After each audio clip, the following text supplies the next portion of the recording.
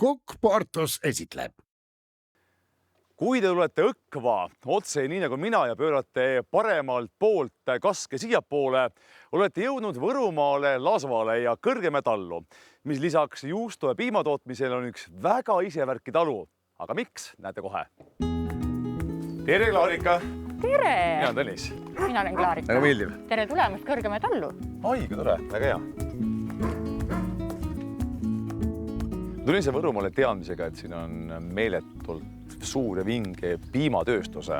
Tuleb välja, et tegemist on väga muheda, pisikese, armsa talukompleksiga. Jah, 92. aastal alustasime siin. Küll vanaemal oli 5 lüpsilehma, praegu on 60 lüpsilehma pluss 40 noorlooma. Ja nii vaikselt oleme siis astunud samm-sammult edasi. Juustusorte on meil 7, pluss siis sõir, pluss grilljuust, vahest ka võid, täitsa kuidas nõudlus on. Talu on väga kuulus ka oma käsitöö poolest. Kes on selle käsitöö taga sinna?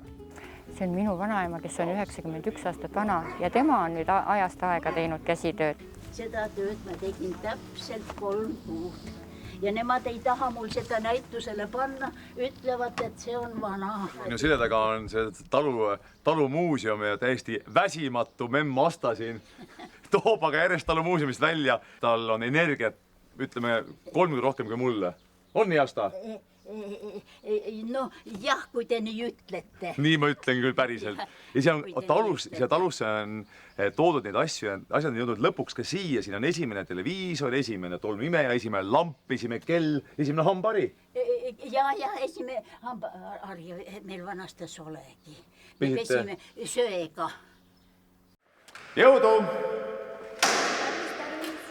Mis te siin teete praegu? Pilte riputan üle. Miks te panete pilte siia suurde angaari üles? Et kõik näeksid, mis meil siin on. Ja need on meie mamma tehtud pildid. Tititud pildid. Siin on linnud, loomad, on ka võõrama pilte. Näiteks on sellise võõramaastikud, kus on siin ka arvatavasti vulkaan peal. Ja siin on veel meil inimesi abiks hetkel. See on 2 härrasmeest. Tervitust! Teie ülesandeks on siis mis täpsemalt? Raamida. No nii, toodi mulle siis... Lai raam. Kas see on... Ma isegi tea, mis koht see on, aga... Mingi loss. Mingi loss. Niimoodi. Ja selle panen klambripüssiga kinni? No jah, me ka püüame teda panna, aga ega ta eriti ei jää. Küll ta jääb. Näita, mis muidu linnamees paneb. Esimese paned siia, vaata, näitan sulle. Pane. Pudaka! No lööja nagu lööja ikka.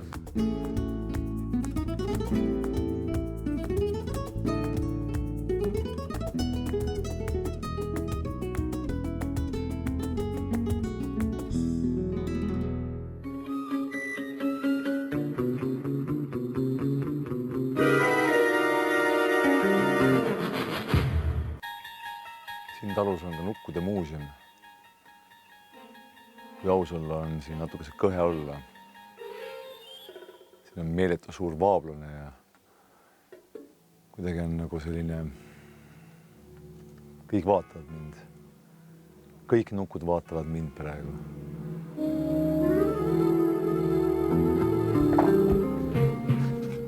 Vau! Asta, kas see ongi teie salatuba?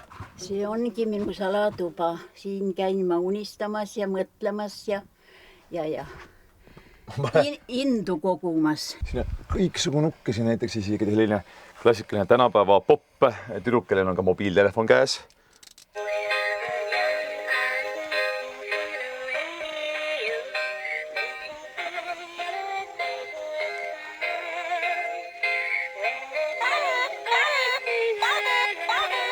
Ei saa olla lõbusamat tuba kui see tuba siin. Teil on avatud talude päev nüüd 2 päeva lausa, 20. ja 21. juuli. Mida inimesed saavad näha ja teha, kui nad tulevad siia? Inimesed saavad näha, mis siin talus on. Siin on, ma arvan, päris palju vaatamist. On käsitöö, on nukumaailm, on lehmalaut avatud, on köök, köögis kindlasti küpsetatakse, sõira, juustu, kõike saab maitsta ja ka kaasosta.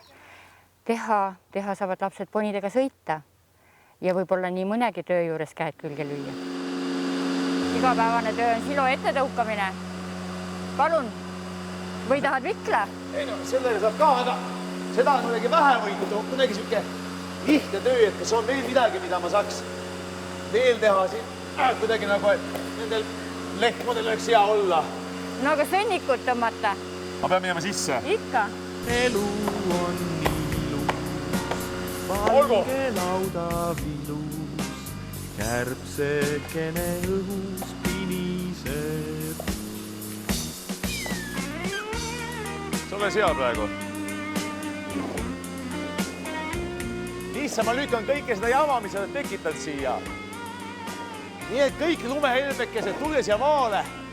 Tulge tehke maatööd ja uskuge mind, et teie elu saab hoopis teistsuguse väärtuse või öelda teistsuguse väetise.